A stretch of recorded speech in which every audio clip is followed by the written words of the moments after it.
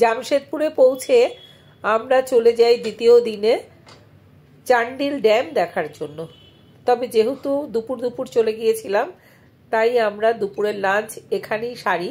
দুপুরের খাবারটা খেয়ে আমরা টিকিট কাউন্টারে যাই এবং প্রতি জনার ভাড়া পড়ে 150 টাকা করে। আমরা 150 টাকা করে পার হেড টিকিট কেটে চলে যাই বোটিং করার জন্য স্পিড বোটের উদ্দেশ্যে। স্পিড বোটেই আমরা ঘুরেছিলাম আমরা প্রত্যেকে।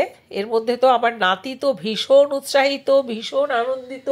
নাতি তো যে সেখানে লাফালাফি শুরু করলো, কখন সে যে ওই ড্যামের জলে বোটিং করবে, সে তো খুব আগ্রহের সঙ্গে অপেক্ষা করছিল। যাই হোক, অবশেষে তার কিছুটা সান্ত্বনা দেওয়া গেল। এত অপূর্ব জায়গা, বোটিং করার আগে আমরা কিছুক্ষণ এখানে সময় কাটাই।